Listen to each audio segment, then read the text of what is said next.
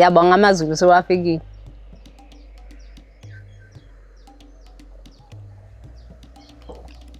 So, I have been talking about these things of ayahuasca, DMT, psychedelics, shamans, witch doctors, juju priests, juju this, shaman this, because these rich children who go to these private schools are bored. They are bored. So then they want a fast access to God or whatever, something that's going to heal them from the ancestral karmas. These are how these things work. Let me tell you the truth. I am a Zulu woman. Now we're going to have a real African conversation with the real Zulu woman.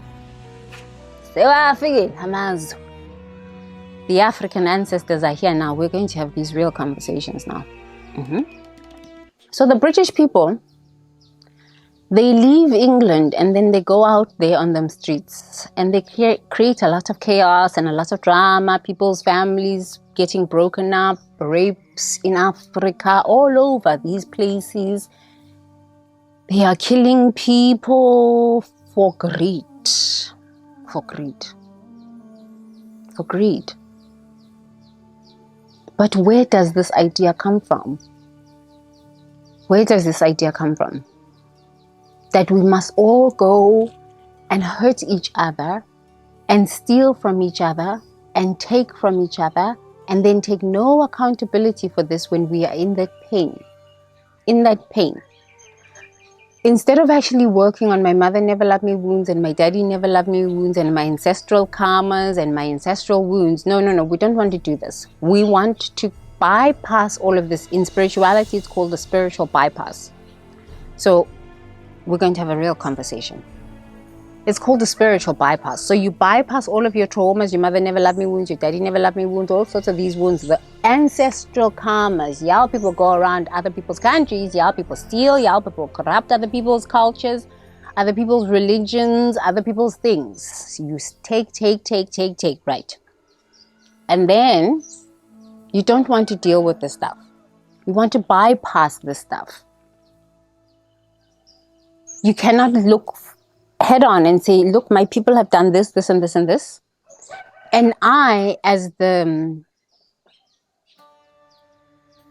recipient of all of this ill-gotten stuff, live in luxury, fly around the world, go to South Africa and do these show and pony dances for the South African people, and you bring your little t-shirts and you bring your little stuff.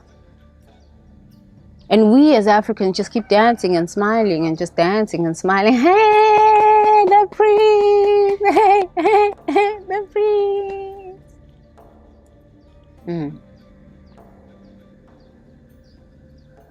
But the problem is, you haven't dealt with these wounds.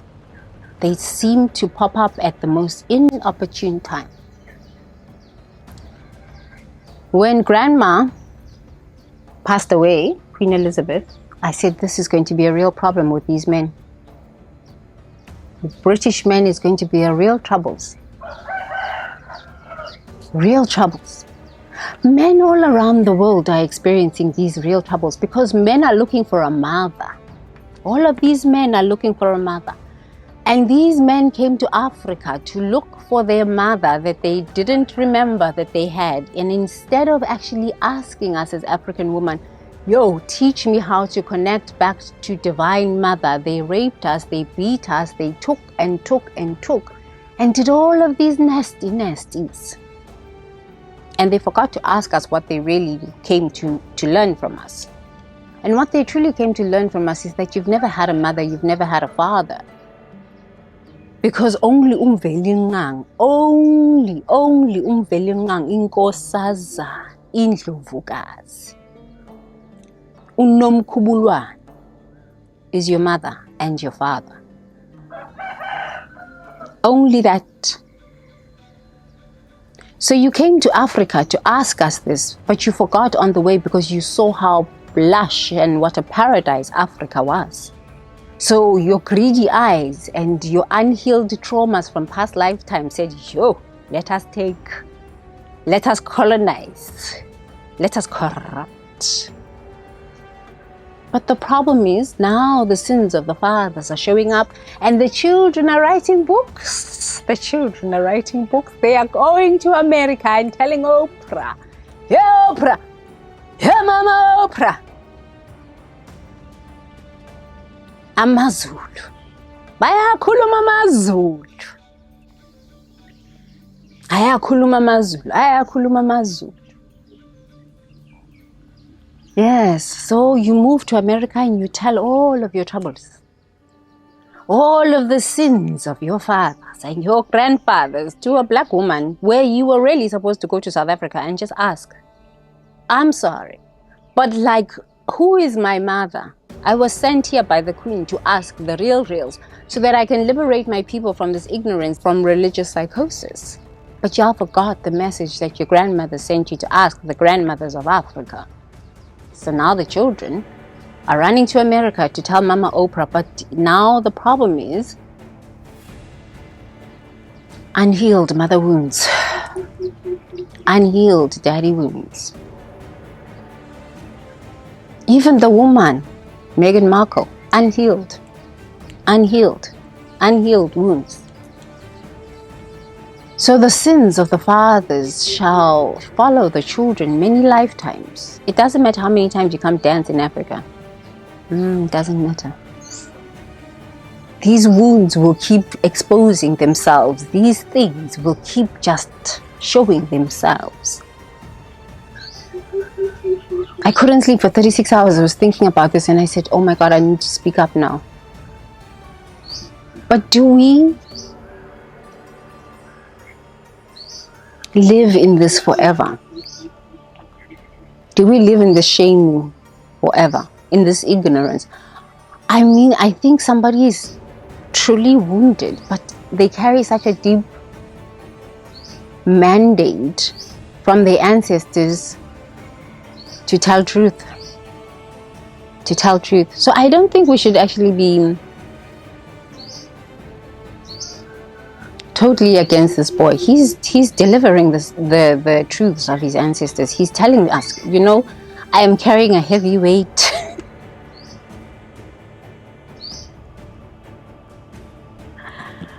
Yo, these things are alert.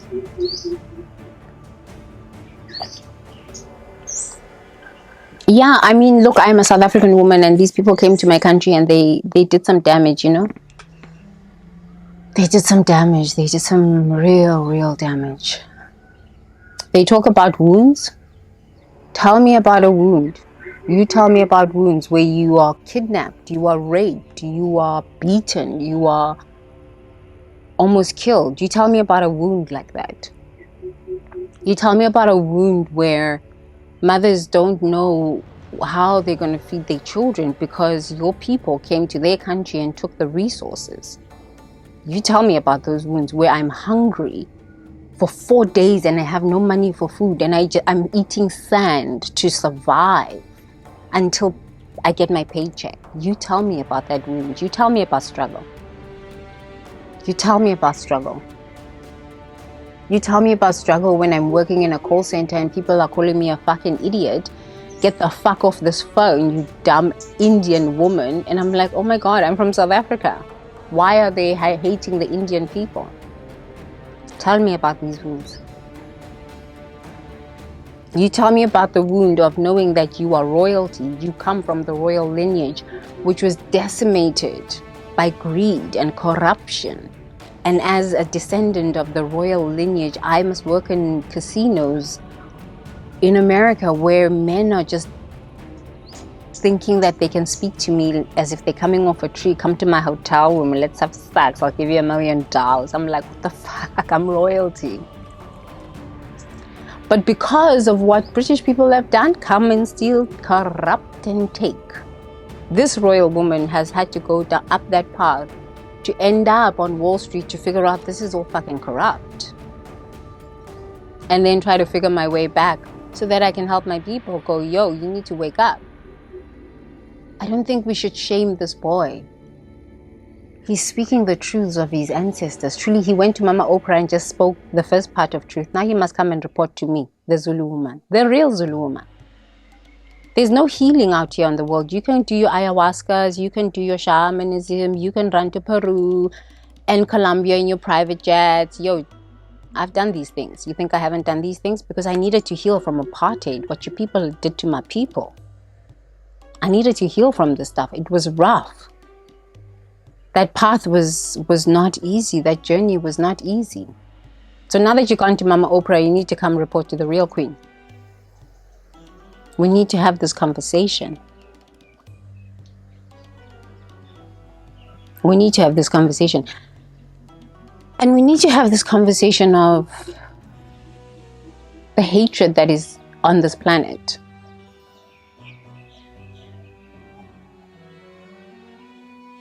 This planet and this matrix is run by very demonic entities. Very demonic entities that separate us and divide us and inflate these mother wounds and these daddy never loved me wounds. You've never had a mother, you've never had a father. Umbelengqangi is your father, Nomkhubulwane is your mother. This is what your ancestors sent you to come to Africa to learn from us. But you didn't learn this lesson. You did not learn this lesson. That's why white men are committing suicide at such a high rate, because y'all people came to Africa to learn this, but y'all didn't learn this. Y'all didn't learn this.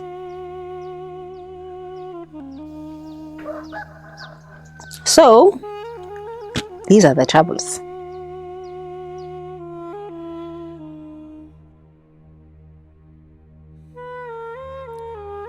Okay, visionary. If you didn't grow up with an older sister, you're like, yo, this woman, she's quite something. Truly, she's quite something. This African auntie.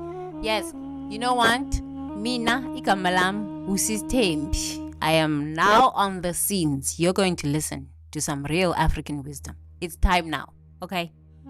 Okay? It's time for you to get the lessons that your grandmother sent you to Africa to get. It is time now. You are going to get them, whether you like it or not. Sesin pahlele. All right. Nizoza. Nizokhuluma wonke amaqiniso wenu. Nizoza. Sesin pahlele. Hey, siwakhulumile amazulu. Sizwe. Sesin pahlele we. Nizoza nizokhuluma wonke amaqiniso wenu. Nizobhadala futhi nenhlawulo. Right. Okay. So, visionary, listen, you can't judge yourself. Listen, you can't judge yourself. That's why I went to ayahuasca, because I was like, you know what? I've just got so much shame, and I've got so much regret, and I've got so much anger, and I've got so much sadness, and I've got so much depression. I've got so much of these things. So that's why I had to go vomit all the stuff out in ayahuasca. These are the truths. This is why people are vomiting in ayahuasca. Okay? So, in one of my ayahuasca ceremonies, I met my brother Jace. And really, that was one of the hardest ayahuasca ceremonies. Was it the hardest? Yeah, that was the last time I went to ayahuasca. I said, never again. Never again. It was a really interesting experience. It was the hardest experience. Ayahuasca experience. That's when I just saw humanity just collapse. Yeah, it wasn't even like 2 years later, COVID happened and just the wars and everything. That was the hardest ayahuasca experience. And during that ayahuasca experience, I met my brother Jace. And we were going through it. If you've ever been through a hard ayahuasca experience, you know exactly what I'm talking about. Oh my goodness. The curanderas were drumming. They were singing. They were singing the ikiras. Oh my God. I was crying. I was vomiting. I was talking to angels. I was seeing spirits. I was like seeing my ancestors. Everything was coming together. It was hell. You think you are in hell? You have no idea what hell is. You have no idea. I am not an advocate for people taking ayahuasca. It is irresponsible. Most people just need damn therapy. Okay? Y'all need to just go outside and talk to a tree and just tell the tree all of your troubles. Stop going to these ayahuasca experiences. You're going to these ayahuasca experiences with these fake shamans and the fake curanderas, and It's very difficult to find a real shaman. These medicine men and women, they don't advertise on YouTube.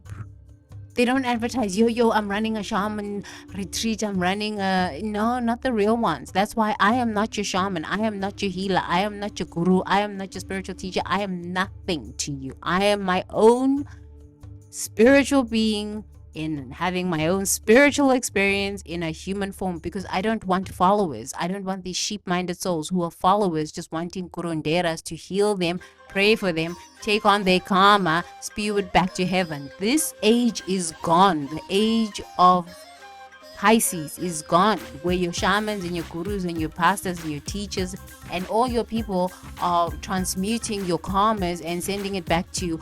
Oh, in the name of Jesus, in the name of Jesus. Yes, you're giving it to somebody so that you don't have to take responsibility. This is what Christianity gave us. Don't take responsibility for anything that you do. Just give it up to Jesus. Give it up to Jesus and pay your tithes and pay your taxes. Right. This is how this stuff works, right? So now we've moved into the age of Aquarius, where you can do that. You need to take responsibility. It's just like, yo, what do I do? So the fake shamans and the fake curanderas and the charlatans and the ones that still believe that, if you pay them enough money, they will transmute all of your karma back to the heavens. These people are the ones advertising loud and loud and loud. They will take your money and they'll mess you up in the mind. You will go around doing all sorts of strange things. You won't even know how you got there. In LA, I lived in LA. I lived in the heart of LA because my husband worked in, the Hollywood entertainment industry. I lived in the heart of freaking LA. Anytime you go to a coffee shop, there is a psychic woman that comes up to you. Hey, I can read your future. Your husband is cheating on you. I'm like, what the fuck? I mean, I'm just here for coffee. Like, seriously, I just went to a yoga class. I'm drinking my green juice and I'm here for coffee. And now you're telling me my husband's cheating on me. I spoke to my husband 10 minutes ago. He's at work. But this is how they get these young children when they get to Los Angeles, because they don't know better. It's all the gypsies.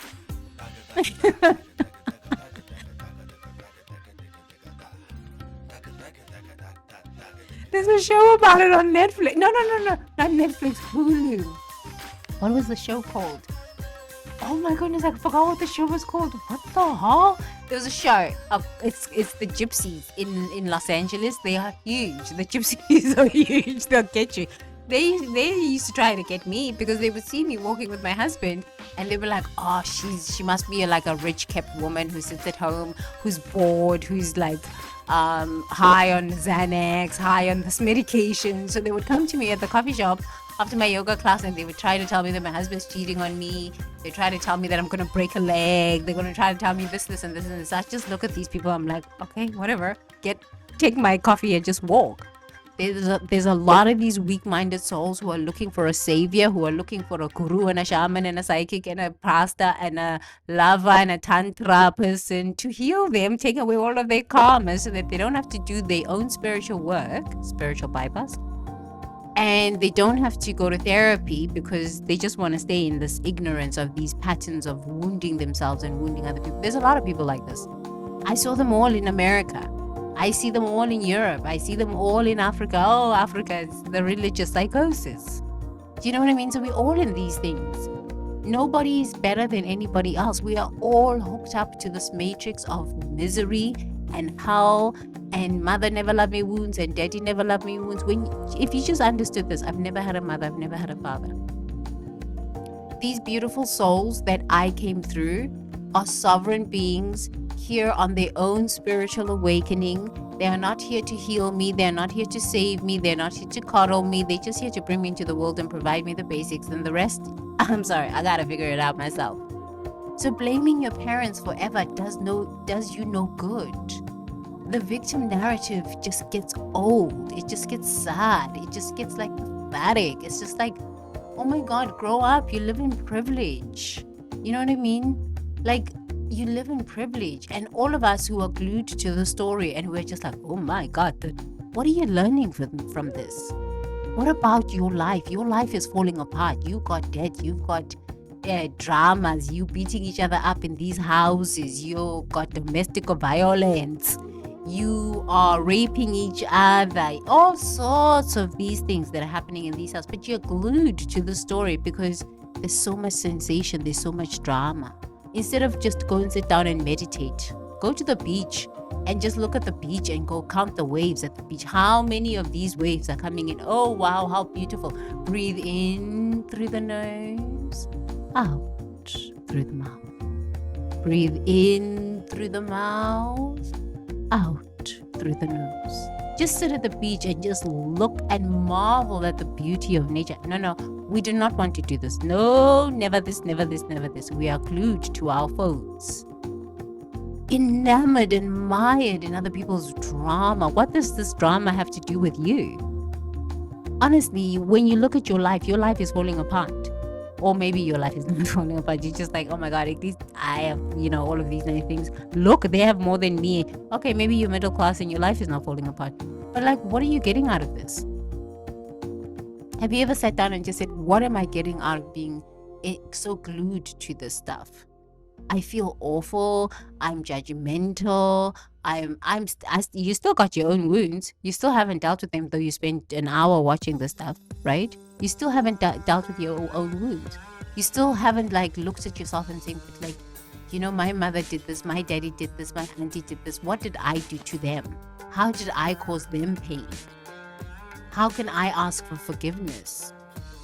How can I forgive myself if there's no way to reconcile and they're just so damn mad at me? There's just no way to reconcile. How can I start forgiving myself for all of the mistakes? How can I just start having compassion for myself, for my human experience? Because we all make mistakes. We're all dumb as doorknobs sometimes, right? There's been times where you've been as dumb as a doorknob. I've been there too, So just look at your life and stop being so mired in other people's drama. It does nothing for you. Honestly, it does nothing. It wastes your time.